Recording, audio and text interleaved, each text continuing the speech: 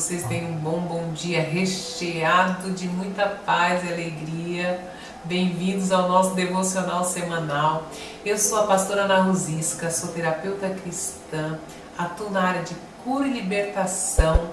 E hoje nós vamos para um assunto bem polêmico, como sempre, não é? Falar da cura do narcisista, mas isso tem chamado muito a minha atenção. Eu tenho orado muito em relação a esse assunto, o posicionamento de algumas pessoas, não é? Inclusive uma pastora, eu ouvi ela falando que Jesus, o cego de Jericó, chega para ele e fala: Jesus, Jesus pergunta para ele: o que queres que eu te faça? E ele diz: que eu possa ver. E essa pastora disse assim: então, o narcisista não pede para ser curado. E eu concordo com ela, realmente é muito difícil essa situação. Eles nem acreditam que podem ser curados. É muito complicado. Mas, em contrapartida, a gente vai falar de Bíblia, assim como ela usou o cego. Eu quero trazer um texto para vocês que está em Mateus, capítulo 8, verso 28, eu vou ler. Diz assim: tendo ele chegado à outra margem, a terra dos Gadarenos, vieram-lhe ao encontro 2 endemoniados, saindo dentre o sepulcro, e a tal ponto furiosos, que ninguém podia passar por aquele caminho. E eis que gritaram: que temos nós contigo, ó Filho de Deus? Vieste aqui nos atormentar-nos antes do tempo? Quem falou com Jesus? O homem? Não, os demônios. Os demônios falaram com ele. Os homens estavam desprovidos de consciência. Eles eram pior do que bêbados, porque os bêbados ainda se lembram do que fazem, não é? Eles estavam endemoniados e eles não falavam por si mesmos. Nós vemos que foram os demônios que tinham tomado um homem falando com Jesus. Eu ouço também, não só de que o narcisista não tem cura, eu também ouço que eles são endemoniados. E aí? O que Jesus fez com os 2 homens de Gadara? Os demônios puderam resistir ao Senhor? A voz do Senhor foi impedida porque o homem não falava?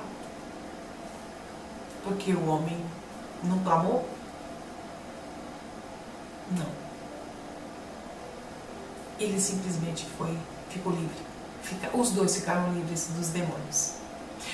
Um outro texto que fala de um morto. Não há morte, nenhuma morte, que possa ficar surda à voz do Senhor. Porque Lázaro estava morto.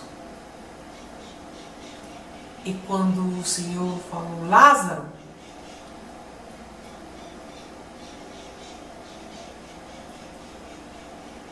vem para fora. E um morto teve vida. Ele teve vida pela palavra de um Deus vivo, pela palavra de um Deus que cura, pela palavra de um Deus que liberta. Não há morte, por maior e por mais profunda que seja, que fica surda a voz do Senhor. Amém? Pense sobre isso. Eu estou falando para você só de Bíblia, só do nosso manual de instrução.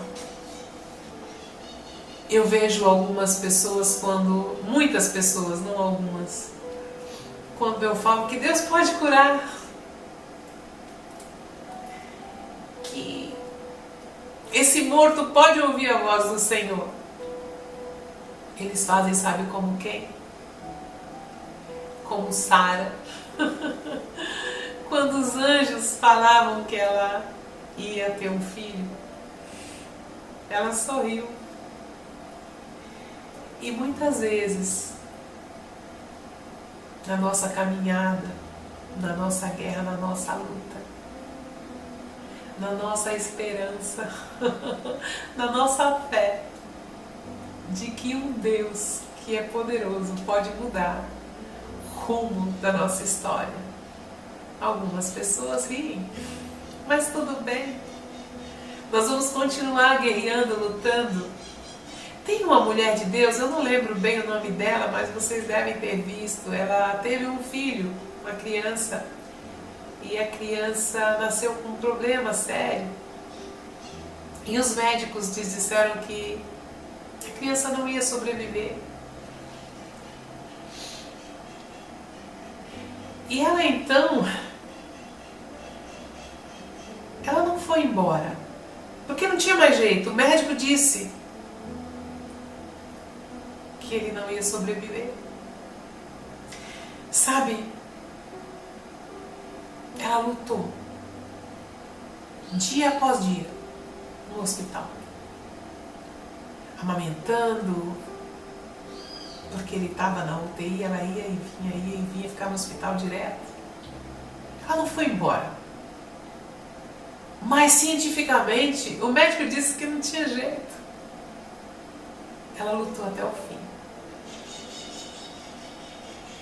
E nós, algumas pessoas como nós, decidem lutar até o fim.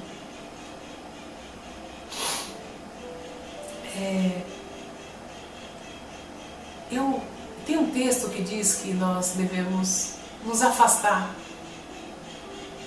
de pessoas tóxicas, de pessoas perigosas, assim como eram esses homens de Gadara, né? O texto diz que ninguém passava por lá, porque era perigoso. E eu creio nisso. Em alguns casos nós precisamos nos isolar,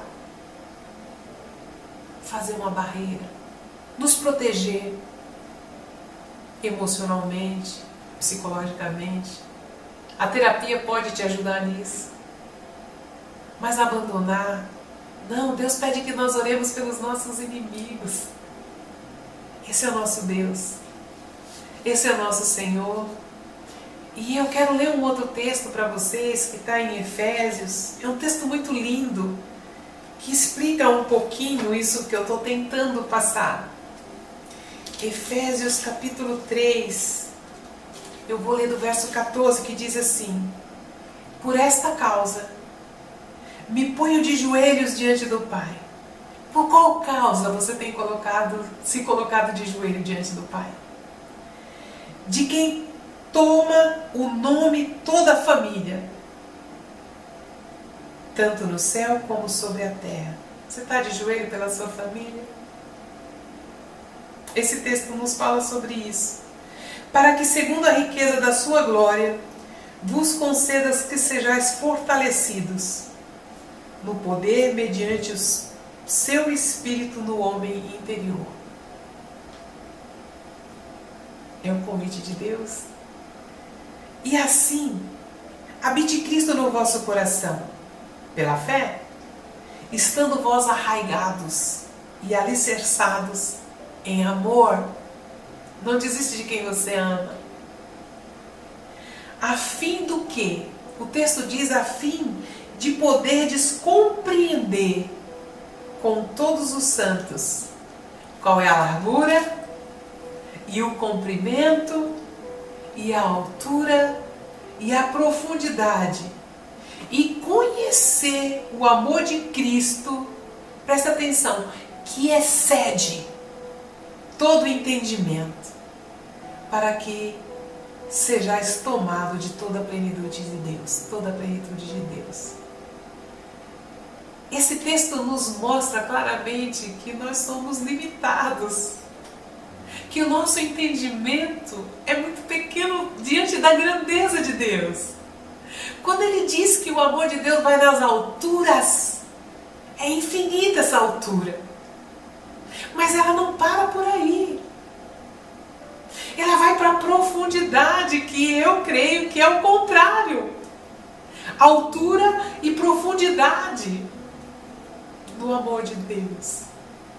Qual é a profundidade que você crê que a mão de Deus pode alcançar?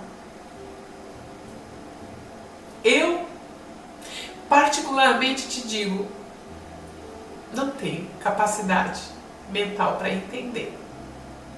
Eu concordo com esse texto que diz que essa profundidade excede o meu entendimento. Essa profundidade excede a minha capacidade de compreender. E isso me dá um descanso. Isso me protege. Isso me mostra um caminho maior para perseguir, para prosseguir, para não desistir. Eu vou até o fim. Qual é o fim? O meu fim é a minha morte. Eu vou lutar até lá, enquanto eu tiver vida. E a minha resposta, e deveria ser a tua também, porque não é nossa, é bíblica, não é? Fala de Ezequiel. Deus o leva em espírito a um vale de ossos secos. São ossos. São nada. E Deus então pergunta para Ezequiel: pode esses ossos ter vida?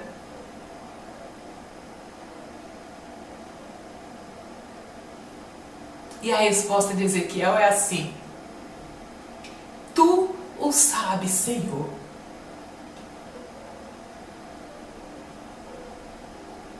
E hoje a minha resposta para você que está me perguntando: pode um narcisista ter cura? E a minha resposta é a mesma de Ezequiel: o Senhor o sabe. O Senhor tem a resposta. O Senhor tem a cura. O Senhor tem o sim, tem o não. Mas o meu entendimento, a minha estrutura, vai correr atrás do sim do Senhor até o fim. Vou lutar até o fim. Esse é um propósito que Deus coloca no nosso coração. Guerrear pelos nossos. Guerrear por quem amamos. Por quem até nos isolamos, mas não abandonamos. E esse é o meu convite para cada um de vocês nesse dia. E eu finalizo agradecendo a Deus por você que está me ouvindo, por você que se inscreveu no meu canal, por você que está permitindo, através da sua inscrição, que essa palavra chegue mais longe. Que essa maneira de ver chegue a mais pessoas e seja um conforto, uma esperança em cada coração. Amém?